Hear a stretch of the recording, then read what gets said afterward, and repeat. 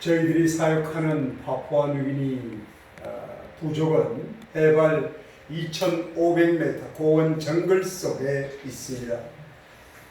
그곳은 전기도 없고 도시 문화하고는 한 번도 접해본 적이 없고, 저희들이 처음 들어갔을 때는 그들은 소금도 먹어본 적이 없고 외국 사람을 만나본 적도 없었습니다.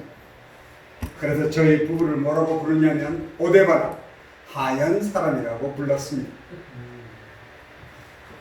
여러분이 아시다시피 하얀 사람 하면 기억나는 분이 있지 않습니까? 지금으로부터 135년 전에 대동강변에 우리나라에 왔던 27살의 젊은 선교사를 그 강물에 뛰어들어 허덕이는 그 하얀 사람을 끌어내고 그를 하얀 사람이라고 불렀습니다. 우리의 조상들이 그들을, 그 선교사를 하얀 사람이라고 불렀고 그 토마스 선교사의 목을 칩니다. 바로 우리 선조들은 복음을 전하러 왔던 그 젊은 형제, 그 주의 일꾼을 죽이는 그런 무지한 백성들이었습니다. 그로부터 135년이 지난 파푸아뉴기니 정글 속에서 저희들이 한 달 동안 정글 속을 찾아서 찾은 이 코라 부족에서 저를 오데바나, 하얀 사람이라고 불렀습니다. 저는 그 얘기를 듣는 순간 바로 토마스 선교사를 생각하고 가슴이 뛰었습니다. 어찌 저 같은 사람이 그 토마스 선교사가 들었던 그 하얀 사람이라고 하는 그 말을 들을 수 있을까?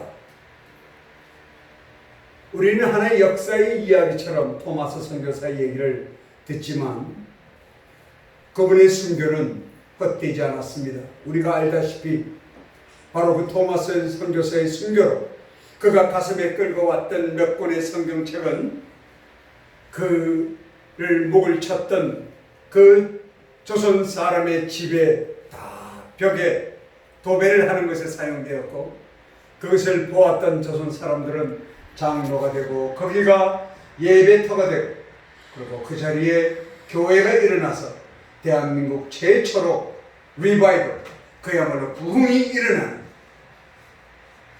그래서 한국 땅에 지금 우리가 예배를 드릴 수 있고 또 여러분들이 또 북한 땅을 위하여 영혼 구원을 위해서 기도하는 열매를 맺는 엄청난 결과를 가져오고 있지 않습니까? 그것뿐만 아니라 2박 3일을 가야 되는 파푸아뉴기니 고원 정글 속에도 저처럼 부족한 사람을 보내서 복음이 복음되게 하는 놀라운 일을 그분의 순교로부터 시작되었다는 생각 때문에 가슴이 떨렸었습니다. 우리 부족 형제는 여러분이 상상할 수 없는, 만일에 여기에 큰 영상이 있다면 제가 가지고 왔는데 보여드리지 못해서 안타깝지만 여러분이 유튜브를 통해서 보시고요. 제가 두란노하고에서 최근에 발행한 책이 있습니다.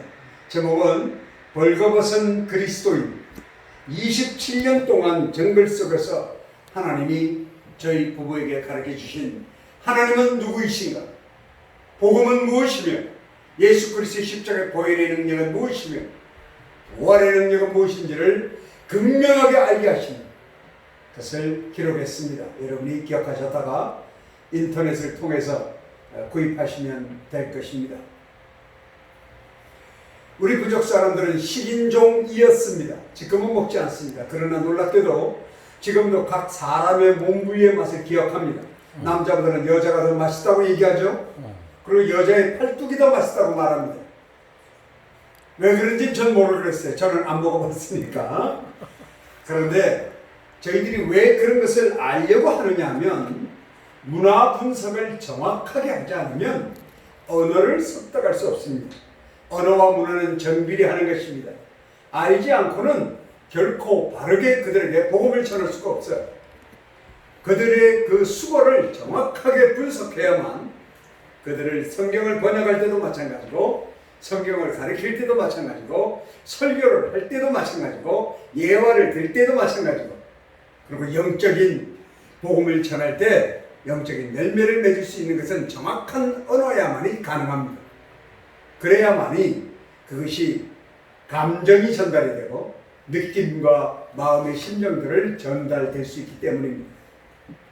그런 문화를 검사하는 도중에 알게 된 것이 가장 우리의 사람 몸 부위 중에서 가장 맛있는 게 어느 부위냐면 여러분의 발 뒤꿈치랍니다.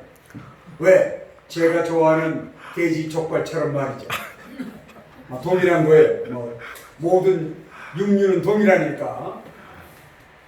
지금도 그들은 그 맛을 잊지 못합니다. 지금도 그들은 사람의 손의 맛을 잊지 못합니다. 왜냐면 손이 아무래도 근육이 쫄깃쫄깃하겠죠. 제가 그 닭을 먹으면 제일 좋아하는 부위가 어딘 줄 아세요? 건강을 위한 사람은 가슴살을 먹겠지만 저는 목살을 정말 좋아합니다. 목을. 왜냐면 목에 붙어있는 그 근육살이 정말 맛있어요. 한번 의도적으로 오늘 저녁에 드셔보십시오. 그 부분이야말로 완전 맛이 다릅니다. 그러니까 제가 그들에게 문화 분석을 하면서 이런 것이 아니겠는가, 내 경험에 비추어볼 때 손을 좋아하고 발을 좋아하고, 저희 형제들은 저를 정말 사랑합니다. 목숨을 걸고 먼저 죽기를 기꺼이 아주 결단하는 정도로 저희 부부를 사랑하고 좋아하는데, 제가 죽으면 제 오른발을 내가 먹겠다는 제자가 제 오른발을 맡아놓고 있고, 또 어떤 형제는 제 왼발을 먹겠다고 맡아놓고 있습니다.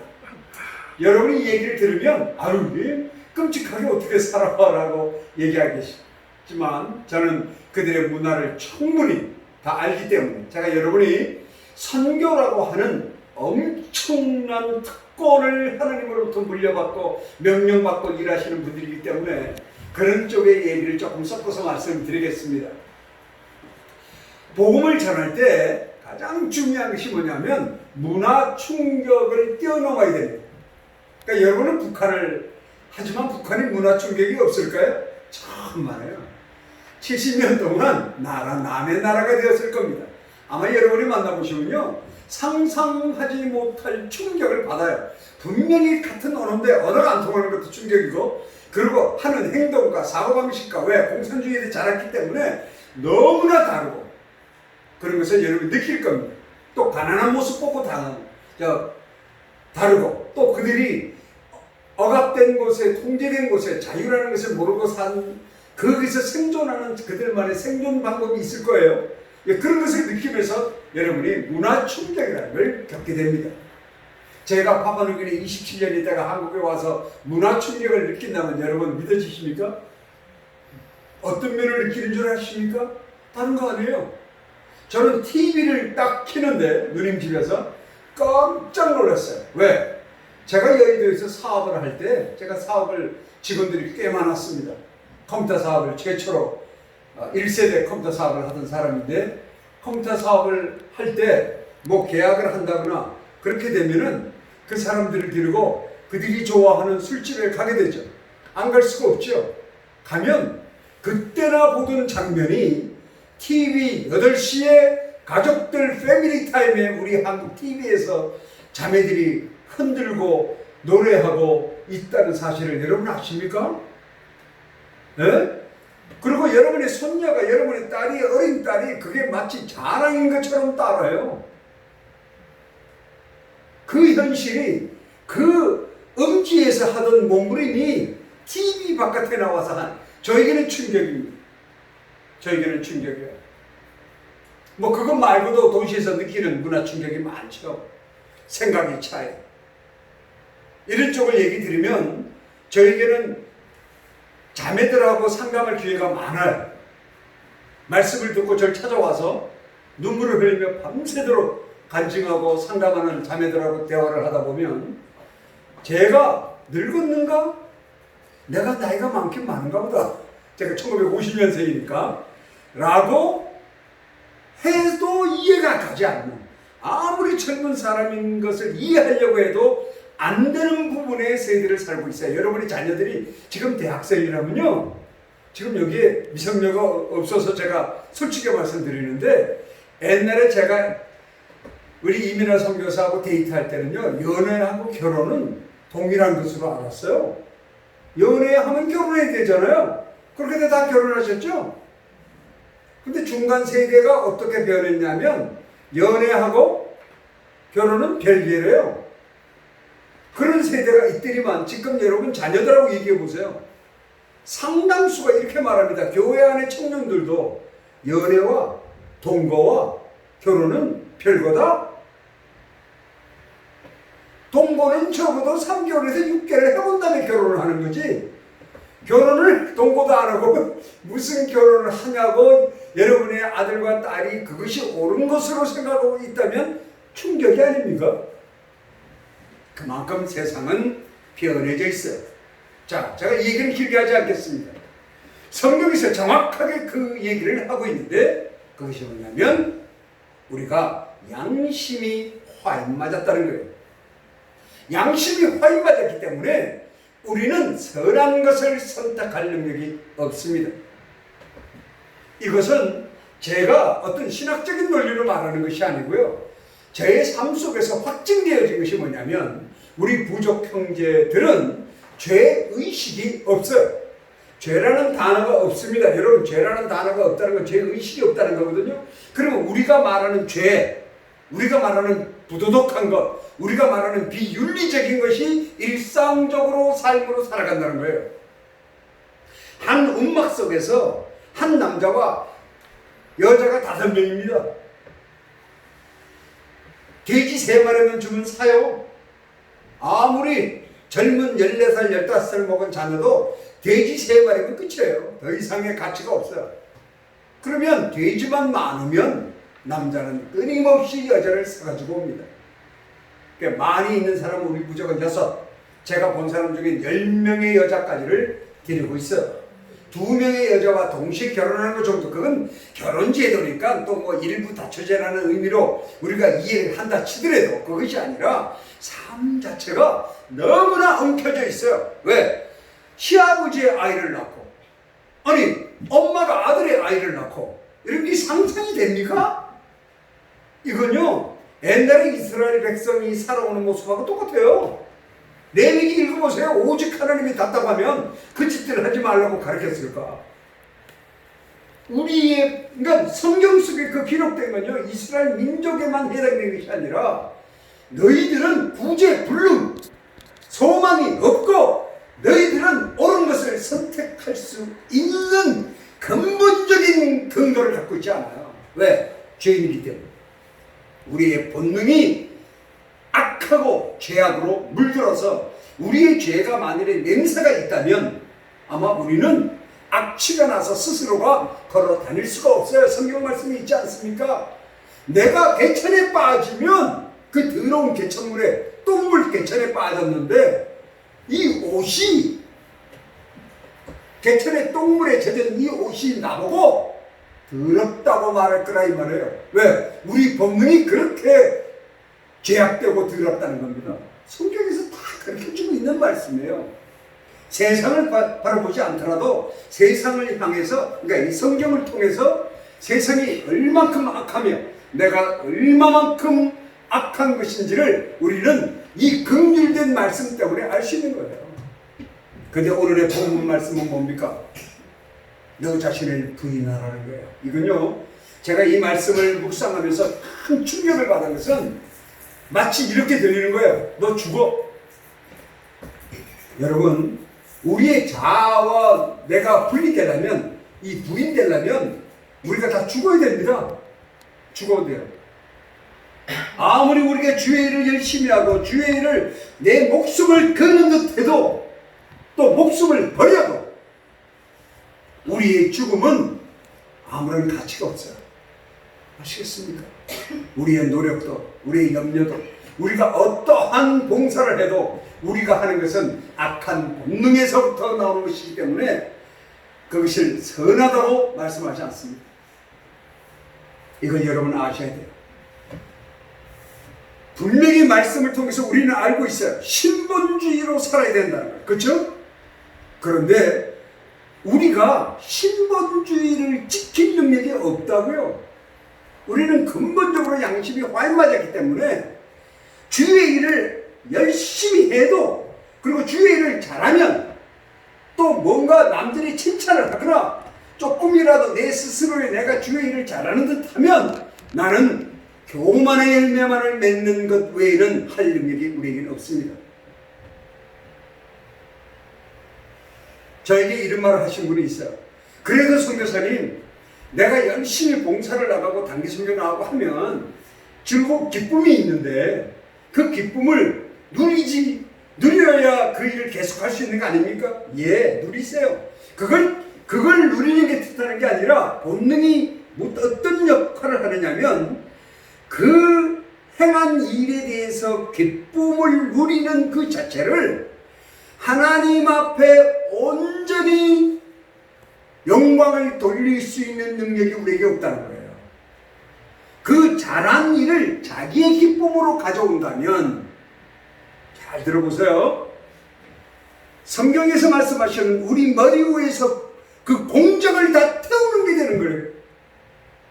공적을 다 태우고 나면 하나님 앞에 영광 올라갈 것이 없어요. 결국 그것이 교만의 열매를 맺는 겁니다. 근데 그걸 자각할 능력이 없다는 거예요. 저희 부부가 27년 동안 부족에 있으면서 분명하게 알게 하신 게 뭐냐면, 가장 큰 축복이 죄의식이 없는 것이 무엇인가. 소돔과 고모라가 그때 왜 하나님이 불로 멸할 수밖에 없었던가. 혹시 우리 부족 애들 같았나? 아니에요. 우리 부족 애들은 조금 나았겠지. 그러니 지금 걔네들 살아있죠. 그렇죠? 더 했으니까 다 멸망했죠. 그럼 노아의 시대는 더 했겠죠. 그러니까 물로 심판을 하셨겠죠. 그렇다면 미루어 짐작할 수 있는 거예요. 그래서 감사가 있었어요. 왜? 이 부족한 죄인에게 죄의 인간이 질 수 있는 죄의 한계가 어떤 것인지를 저는 부족 사람들하고 살면서 조금이라도 경험케 해주셨어요. 그러니까 주님이 우리에게 얘기하는 거예요. 너를 죄 속에 머물게 하는 너의 자아로부터 분리되어야 된다. 근데 분리되려고 그러면 죽어야 되지 않습니까? 죽는 거예요. 근데 그럼 우리를 살리려고 하시는 분이 우리를 죽이려고 하시겠습니까? 성경을 여러분을 보시면 하나님의 관심이 있어요. 우리를 위해 관심 딱 하나예요. 다른 거 여러분 착각하지 마세요. 딱 하나가 뭐냐면 우리가 죽는데요. 하나님이 구약과 이 신약 전체를 통해서 우리에게 가르치는 첫 번째는 뭐냐면 하나님과 우리의 관계가 끊어져서 죽고, 그렇죠? 두 번째는 우리가 육신이 이미 벌써 죄책을 갖고 있기 때문에 육신이 죽고, 세 번째 죽는 건 영원히 영이 죽는 거예요. 이 죽는 우리를 살리시려니까 독생자 예수 그리스도를 십자가에서 짓밟아 죽이시고, 여러분 짓밟아 죽인다는 그 영어적인 표현으로 돼 있어요. 그냥 죽었다가 아니고 짓밟아 죽이셔서 우리의 죄를 용서하시는 엄청난 일을 이루신 겁니다. 그러니까 그분의 관심은 오직 우리를 살리는 데 있어요. 그런데 여러분이나 저나 내가 죽는다고 생각하지 않고 살아간다는 겁니다. 그리스도인이든 아니든 이 땅에 사는 모든 인간은 내가 죽는 데 대한 두려움은 다 갖고 있고 반드시 죽는 것은 인정하지만 죽음의 공포를 갖기를 원치 않습니다. 조금 뭐한 얘기입니다만 요즘에 바이러스로 많은 사람들이 어려움을 당하고 있어요. 그런데 왜요? 저는 그 바이러스에 관한 얘기들을 쭉 들으면서 기도하면서 한편으론 하나님께 감사했습니다. 왜? 저는 하나님이 죽음의 공포까지는 아니래도 죽음의 두려움을 17년 동안 제 몸에 갖고 있으면서 살아가게 해주셨어요. 2003년서부터 지금까지 저는 이 동맥류라는 것을 인공대동맥을 여기 차고 있는데 지금도 설교 중에 저는 지금 3.5cm로 이미 벌써 부풀어져 있고 탁 터지면 여러분 3초 만에 저는 여러분을 떠납니다. 이거는 저희가 과장돼서 얘기하는 것도 아니고요. 있는 그대로 팩트고 의사가 지금도 설교하지 못하게 하고요. 비행기도 타지 못하게 합니다. 왜? 설교를 하면 다 경험이 여러 번 있으시겠지만 적게는 50, 많게는 100 정도의 혈압이 올라가요. 그건 뭐 어쩔 수 없어요. 그렇게 올라가게 돼 있는데 정상적인 160에서 50 정도 올라가면 터집니다. 그래서 160만 넘어가면 통증이 오기 때문에 저를 걸어가지도 못하게 하는. 그때 한 의사의 얘기가 아직까지도 그대로 저에게는 적용되어지는 환자인데, 감사하게도 17년 동안 내가 가지고 있는 죽음에 대한 그런 의사의 얘기를 듣고 살아오면서 너무나 감사한 것은, 제가 오늘 아침에도 일어나면서 여러분하고 아침을 맞이하는 감격이 다르다는 거예요. 여러분, 오늘 일어나면서, 오늘도 그냥 비즈니스 때문에 바쁜데, 그래도 다행이다, 오늘 일요일이라. 그렇게 하면서 일어나시겠지만, 저는 아침에 눈을 탁 뜨고 의식이 탁 돌아오는 순간, 눈물이 흘리면서 하나님께 감사가 폭발적으로 일어납니다. 오늘도 또 살리셨군요. 그래서 이 네 번째 죽음 마지막을 경험했을 때 하나님께 드린 기도의 제목이 뭐냐면, 아버지 하나님, 나를 왜 또 살리셨습니까? 살린 이유가 있지 않겠냐는 거예요. 그런데 오늘 아침에도 저의 눈을 뜨게 해주셔서 오늘 저를 이 자리로 인도하셔서, 아버지 하나님, 나를 왜 또 살리셨습니까? 하는 저의 기도를 응답하시는 자리에 있게 하셨다는 겁니다. 사랑하는 우리 목사님과 장로님과 전도사님, 권사님, 집사님, 우리가 예수 그리스도가 아니라면, 예수 그리스도가 죽기만 했어도 우리는 결코 만날 일이 없어요. 네? 죽어 전부 다 흙에 파묻히면 끝이지. 예수 그리스도가 부활했기 때문에, 부활만 하신 것이 아니라 우리를 긍휼히 여기사 보혜사 성령을 보내셨기 때문에, 보내기만 하신 게 아니라 그분이 in you, in me, 우리 안에 임재하시고 무능력하고 죄인인 우리를 인도하시는 긍휼을 입었기 때문에 우리에게 예배를 사모하는 선을 행하는 자리에 오게 하셨다는 겁니다. 아멘. 그리고 그 복음을 전하는 선교인에 쓰인다. 이거는요, 프리빌리지, 이건 특권이에요. 어마어마한 특권. 여러분, 그 특권을 누리셔야 돼요. 아멘. 아무에게나 영혼을 사랑하는 마음을 주지 않습니다. 아무에게나 콜링이 생기는 것이 아니에요. 일반적 콜링이 아니라 성교하는 분들 전부 다 특별한 콜링을 저는, 그래서 제가 특별한 은혜요, 특별한 콜링이에요. 어찌 세상 사람들이 자기 것을 남에게 나누려 하며, 자기의 생명을 남에게 주려 하며, 자기 시간을 남에게 주려 합니까? 절대로. 왜? 세상의 교육은, 우리도 세상 교육을 다 받아보았지만, 세상의 교육은요, 우리의 자아 성찰에 있고요. 여러분 자녀들이 대학 가서 배우는 게 뭔지 아세요? 자아 성찰이에요. 자기 성찰. 그리고 자기 개성의 확립. 그래야 경쟁력이 있고 뭐를 성공을 하죠. 성공하는 이유가 뭐예요? 돈 벌자고. 돈 안 주는데 과학자는 왜 하며, 돈 안 생기는데 의사는 왜 하며, 돈 안 주는데 사업은 왜 하며, 검사는 왜 합니까?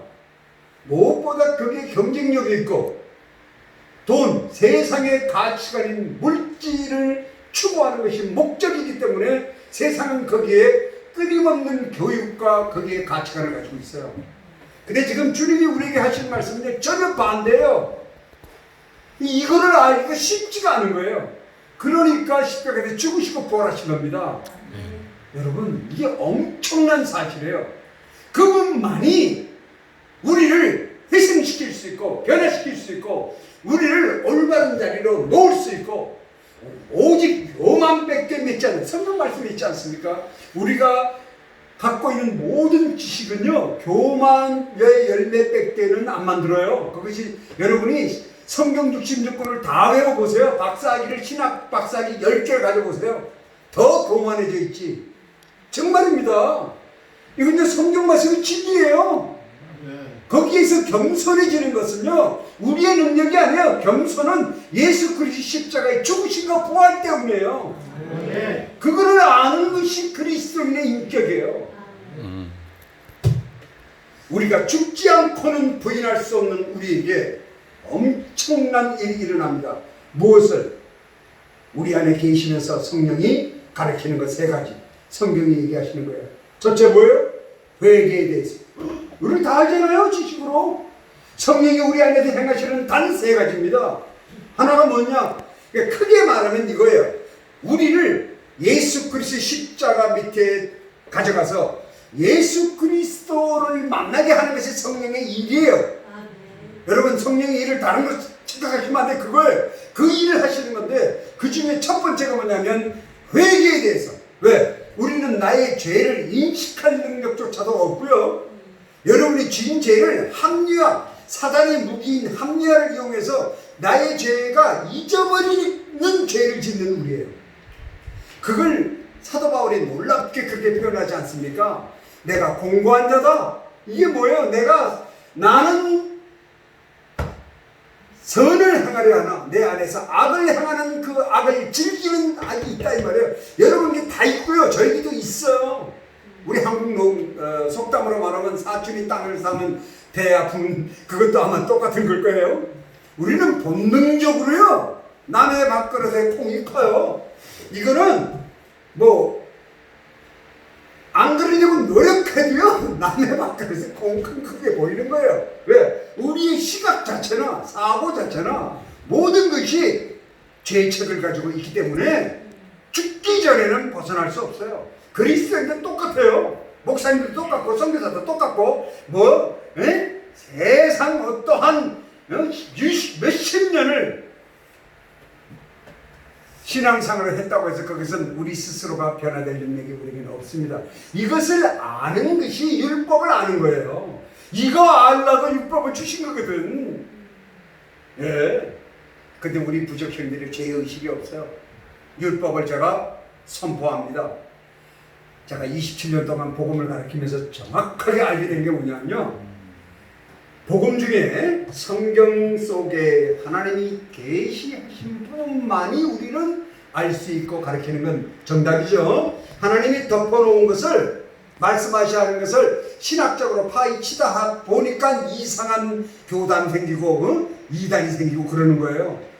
그게 학문적인 발걸음이고 성경에서 하나님이 계시하지 않은 것은 믿음으로 받아들이는 것이 믿음이에요.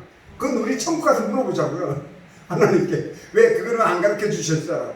이 중에 뭐가 있냐면 하나님의 캐릭터에 관한 겁니다. 첫째가 뭐냐면 전능에 관한 거예요. 그 다음에 거룩에 관한 거예요. 여러 가지가 있지만 하나님의 성품에 관한 거 두 가지를 봅시다. 이 두 가지는요 우리가 가르칠 수 있는 것이 아니에요. 절대로 아닙니다.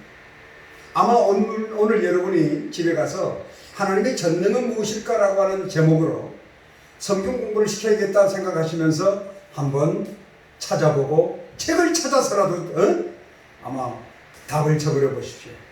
세상에 있는 언어로는 결코 적을 수 없는 것이 이 부분이에요. 기꺼이 적어 봐야 하나님은 모든 것을 행하시는 분 그것뿐입니다. 그 이상은 표현할 방법이 없어요. 왜? 우리의 지식의 한계, 우리의 인격의 한계 때문에 그렇습니다.